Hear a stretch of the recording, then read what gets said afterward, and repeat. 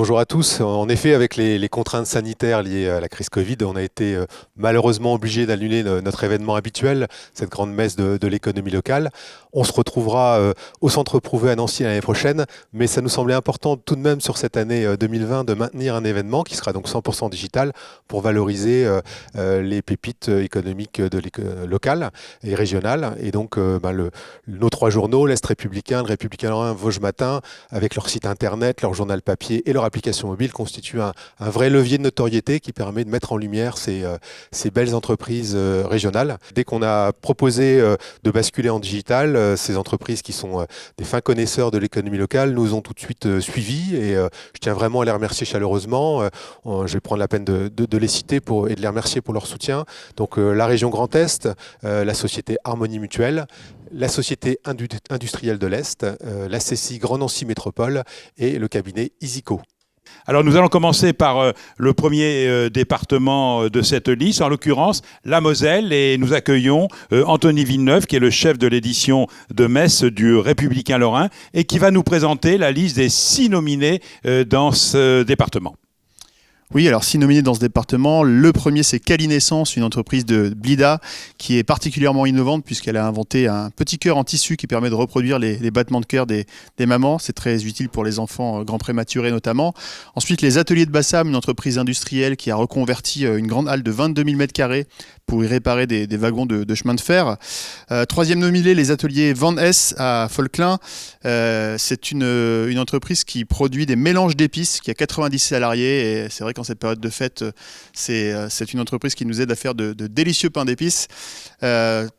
Quatrième nominé, c'est à Berck-sur-Moselle, c'est la ferme Crémer, l'occasion de dire pour nous que les agriculteurs, ce sont aussi des entreprises. Et ils ont inventé, eux, la mozzella, qui est la mozzarella mosellane, une belle innovation qu'on a souhaité mettre en lumière également. Ensuite, une entreprise dans l'air du temps, c'est Iborn à Hayange, dans cette vallée industrielle de la vallée de la Fench. Là, on a une entreprise qui s'est spécialisée dans le développement de bornes pour véhicules électriques. Ça nous a semblé intéressant également. Et enfin, la dernière entreprise nominée, c'est le FC Metz. Le FC Metz, qui est classé dans les entreprises. Exactement, c'est un club de foot, mais c'est aussi une entreprise qui investit massivement sur le territoire.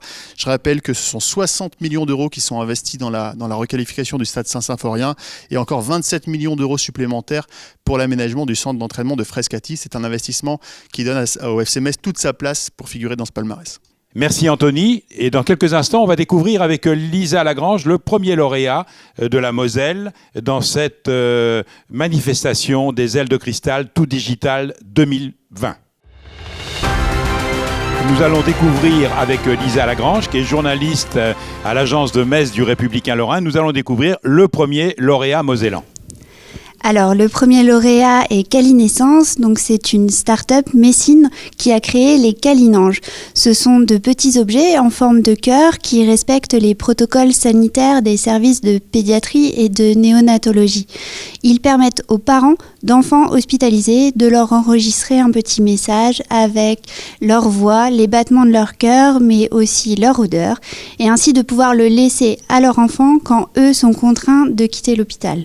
Donc cet objet a vocation à essayer d'apaiser un petit peu la souffrance induite par ces moments de séparation, mais aussi de maintenir le lien parent-enfant et de limiter le stress de cette hospitalisation. Donc tous ces intérêts ont été validés par plusieurs services hospitaliers qui en ont déjà commandé, mais aussi par les sapeurs-pompiers de la Moselle qui l'utilisent dans certaines opérations de transport d'enfants blessés ou malades. Donc pour tous ces intérêts, Calinescence méritait bien une aile de cristal, mais cerise sur le gâteau, pour la conception et la fabrication, Calinescence s'est entouré exclusivement d'acteurs locaux qui font des Calinanges un produit 100% made in Grand Est. Voilà, Calinescence en vidéo.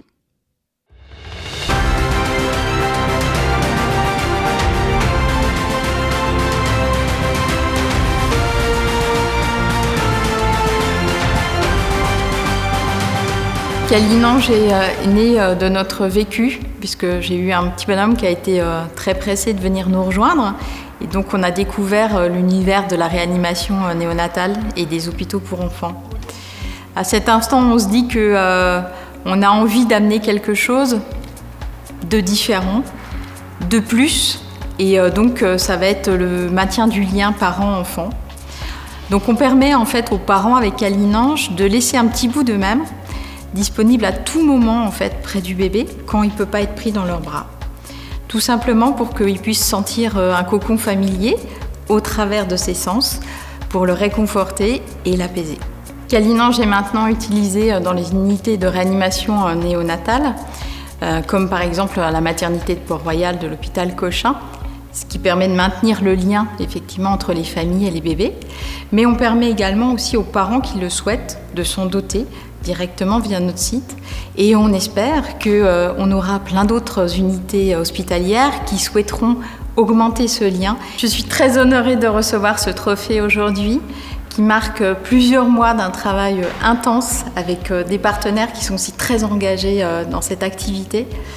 Un clin d'œil particulier à tous nos soutiens, ceux qui sont là depuis le début, qui ont choisi de croire dans ce projet un peu particulier, mais dont le monde a tellement besoin aussi.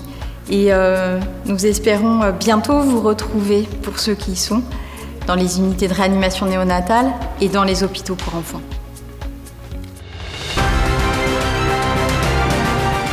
Retour en Moselle pour le deuxième lauréat de ce département, et c'est Christelle Folny, qui est journaliste à l'agence de Thionville du Républicain Lorrain, qui va nous présenter le lauréat. Christelle, alors, le lauréat dans le département de la Moselle, ce sont les ateliers de Bassam, je crois. Oui, tout à fait. Les ateliers de Bassam, ou ABH, pour faire plus court, est une entreprise industrielle créé en 2019 par Charles Darnan, un personnage à part entière qui a déjà dirigé plusieurs sites industriels dans sa carrière. Et il a fait le pari d'installer une entreprise de maintenance ferroviaire, de matériel roulant, en Moselle, aux portes de Thionville, à Bassam. C'est un métier tout à fait particulier où on entretient les wagons de fret. Ses clients viennent de toute l'Europe. Son pari est conséquent. Il a été salué par diverses fondations d'entreprises, dont la Fondation Total. Le projet a nécessité 1,5 million d'investissement dès le départ, qu'il a engagé sur ses fonds propres auprès de sa banque. L'Europe a retenu son projet. Elle lui a promis 1 million de subventions, mais qu'il ne touchera qu'à l'issue des 5 années de démarrage. Il les touchera petit à petit. Son pari est d'engager aussi 100 personnes sur le bassin d'emploi de Thionville. Il est déjà à 40 et il nous reçoit pour une visite guidée. Bien, nous sommes sur les bons rails pour aller à Bassam découvrir cette entreprise en images.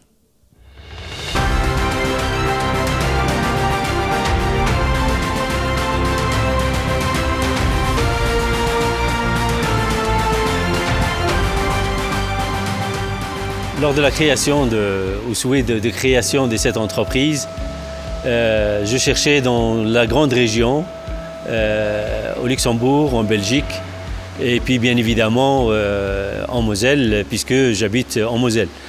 Le choix a été fait sur Bassam pour plusieurs raisons. Bassam a la chance de disposer d'un site, anciennement un site d'ArcelorMittal, qui est l'un des plus grands sites que j'ai pu trouver et qui a rempli toutes les conditions pour démarrer une entreprise industrielle pour la maintenance des wagons et des locomotives et voitures voyageurs.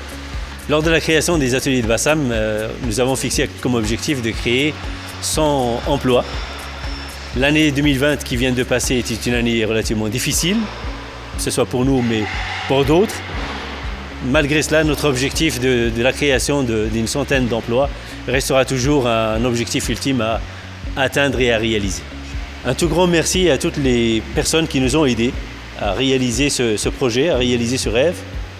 Les officiels de la région, la CCI, Moselle Attractivité, Total, la Caisse d'épargne et toutes les bonnes personnes qui ont cru en ce projet-là et qui nous ont aidés.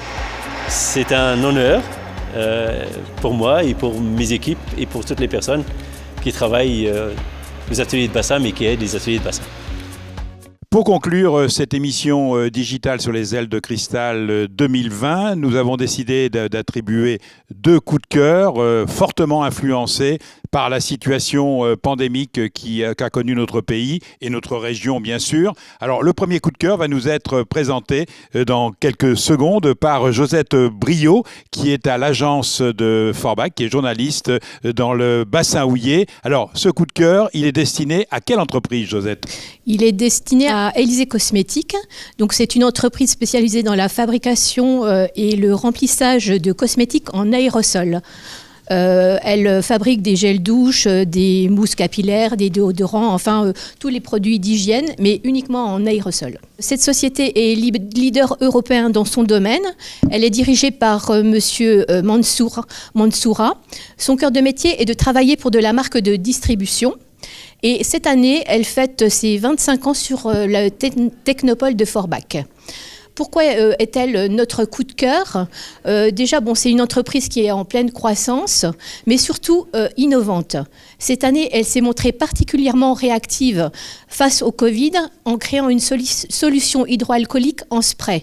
Une vraie nouveauté, aussi bien pour l'entreprise que sur le marché. Commercialisé sous sa propre marque Élysée, ce produit est 100% lorrain. Josette, comment Élysée Cosmétiques a vécu cette période particulièrement difficile ?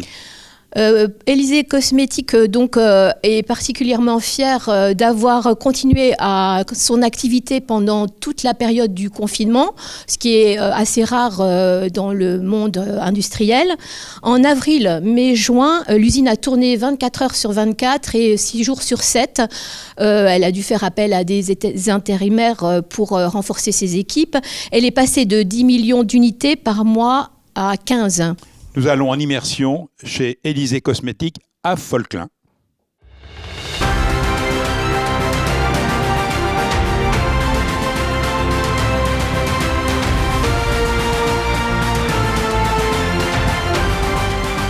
L'idée de ce produit est née déjà en janvier. Pourquoi en janvier ?